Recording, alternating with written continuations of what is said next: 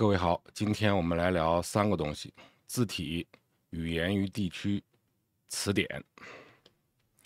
我们先来看字体啊，iOS 应该是从3年前大概支持了自定义字体。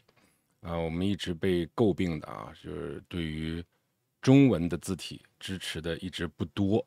那终于呢有了一线曙光啊，因为呢它不是说默认的支持了更多的中文字体虽然也是越来越多了，但是呢跟英文字体比起来呢还是太少了。那目前来讲呢，其实我们是有一个解决方案了就是可以在 iOS 设备上去安装就是自定义的字体了。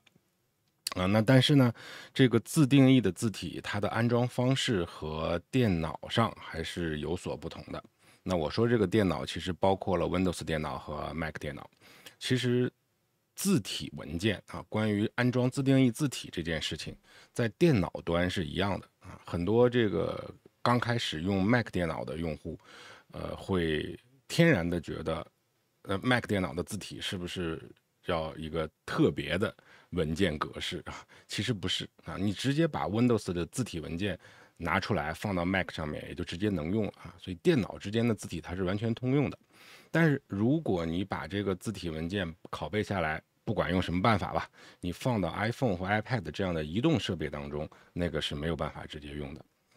那如果要想在 iPhone 和 iPad 当中去自定义字体的话，还是要通过安装 App 的方式来进行。只不过呢，这个 App 是整合到，这个 App 里面的字体资源可以整合到系统当中，被系统所调用那这个大概的背景和原理是这样这一点呢和我们第二个要聊的词典其实有点像。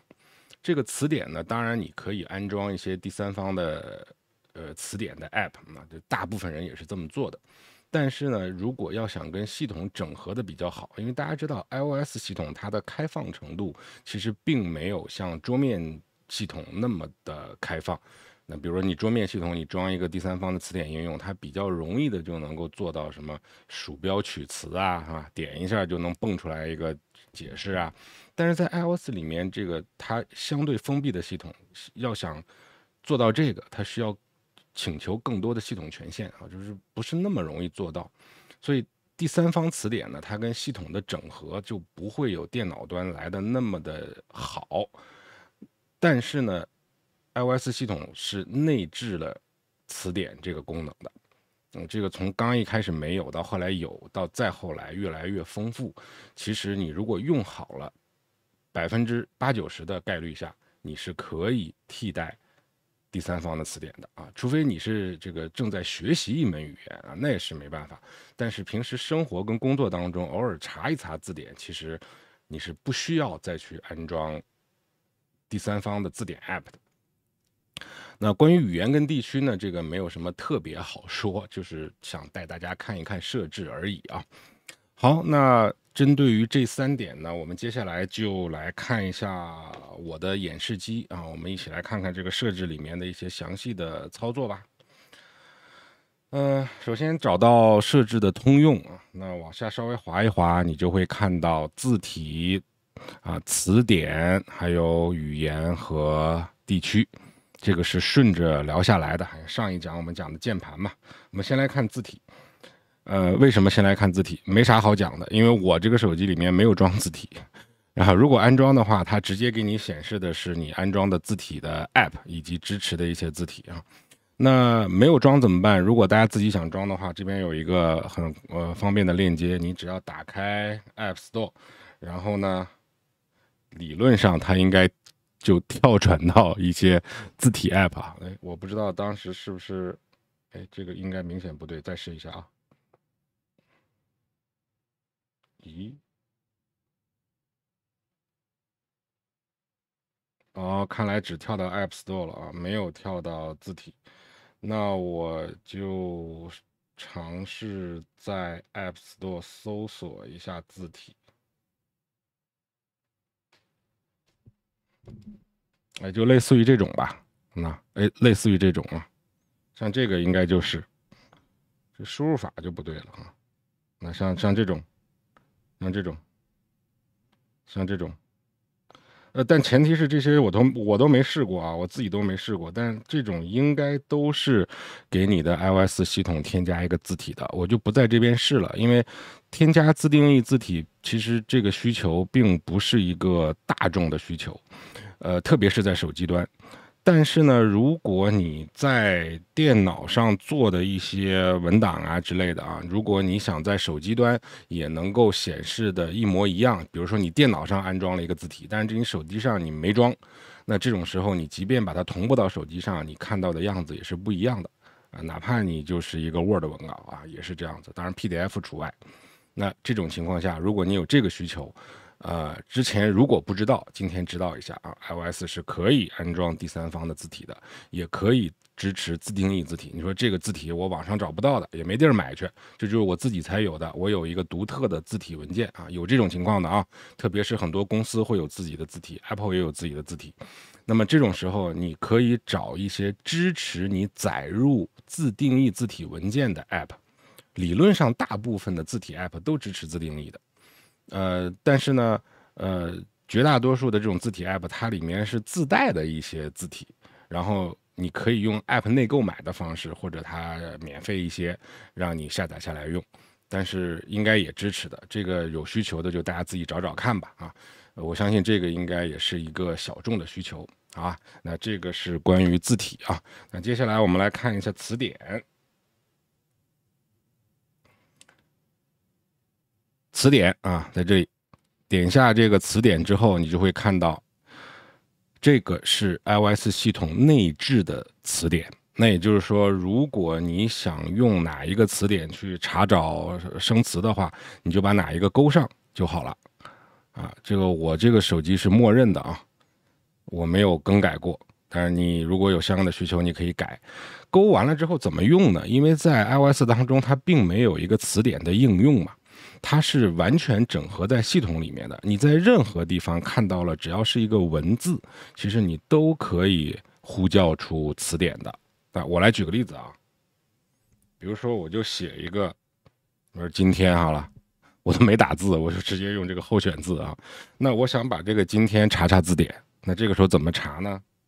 你要先选中它，选择啊，点完选择之后，你会看到它蹦出来一个菜单嘛？这个时候呢，你要点第二页。这个我实在现在这样操作有点不太顺手啊。好，这个时候看到了一个叫查询的，看到吗？它没有写词典啊，它写的是查询。我们点这个查询，看到吗？这就是词典。查到了今天，词典它是整合在查询里面的。这不是翻译错误啊，它不是说明明是词典，它翻译成了查询，它真的是查询，只不过它查询里面包含了一种查询是查词典，看到吗？这写了个词典。但如果你再往下翻的话，人家有查询 App Store， 还有查询 Siri 建议的网站的啊、还有搜索网页管理词典，看这都有的。所以它真的是查询。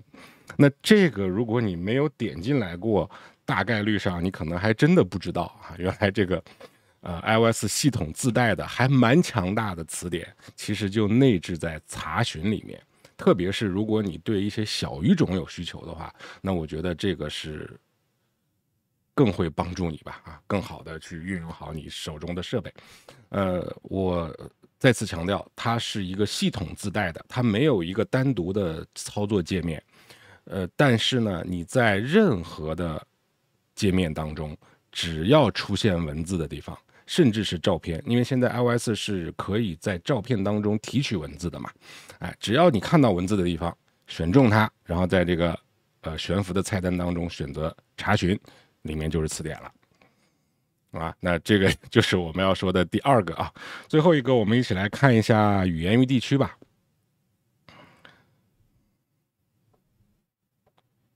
语言与地区在这里啊，语言跟地区呢，首先你可以把你的常用语言呢都添加进来，像我这边就添加了3个，法语可能是我上一讲添加了法语输入法，也是随便点的啊。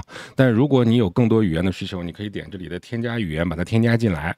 然后如果你要想改变首选语言，比如说我现在是简体中文，我想把它变成英文，其实你看到后面有3个小横杠，对吧？这个是可以调整顺序的意思。那么你摁住这个小横杠，就是可以上下拉，谁放到最上面，谁就是第一语言；谁放到下面，谁就是第2语言，它都是可以显示出来的。那它就提示我，如果你现在想要应用这个设置，我需要重新启动，那我就不点继续了啊。好，那除了这个语言之外啊，其实更重要的一个是地区啊。大家知道现在这个iOS 18.1的测试版，它针对的就是测试 Apple 智能啊。但是 Apple 智能，如果你要想在18.1的测试版上成功的被使用，它有一个硬性的需求，就是地区必须设置的是美国，而语言呢必须选择是美国英语啊。这2个必须缺一不可。这个倒不是说你一定要买哪个国家的手机和哪个国家的 ID 啊，这个没有关系的。就是你在语言与地区的设置里面，把英语放到第1个，地区选美国就可以了。那你说我语言我能理解，那地区我选择这个不同的地区到底对我有什么影响呢？大概率上影响不大，但是在一些细节方面，其实对于比较讲究啊、比较认真的人还是有一点影响的。影响在哪儿？比如说这个日历。那很多时候你可能就会有一些国家有他们国家自己的日历啊，像现在大家看到的这样，日历会不一样。再有一个温度，你到底是摄氏度还是华氏度？这个每个国家和地区它的这个默认的单位不一样，计量系统会不一样，每周的第1天星期几不一样，时间跟日期的格式会不一样，数字你是怎么分也会不一样。当然这些都是可以你自己再去改的。那我没有仔细的研究过，说我是不是选择任何的国家跟地区，我进来之后都能看到这么多选项呢？那我选择国家地区，它是不是只是套用了一个这个国家跟地区最常用的一种模板呢？这个我不确定啊。但是首先我确定了2件事情，更换了国家地区，下面这些会跟着变。那不管哪一个国家或者地区，下面这些项只要有选择，你都可以改。那如果他没给你选择，你就不能改了啊。那另外最后面这儿，它会有一个区域格式示例。那也就是说，你选择不同的国家跟地区，当你显示时间、日期、数字、货币的时候，你看到的会是什么样子？那我们举个例子，这个货币。那你现在我现在地区选择是加拿大，我看到的是这个就是这个叫 dollar 的符号吧，也不一定是美金，对吧？但是大家知道人民币就不是这个符号，人民币是那个阳少一横。那如果我选中国，它这边就肯定不是这个一个 S 加一竖这个标志。那这种应该就是你改不了了，改不了的。那这个系统默认，起码我一下子没想起来怎么改啊。那后面这个实况文本是什么意思呢？这个就是其实你不用纠结，打开就好了，对你没坏处。意思就是说，它可以自动的去识别你照片当中的文字，以便让你能够选择它。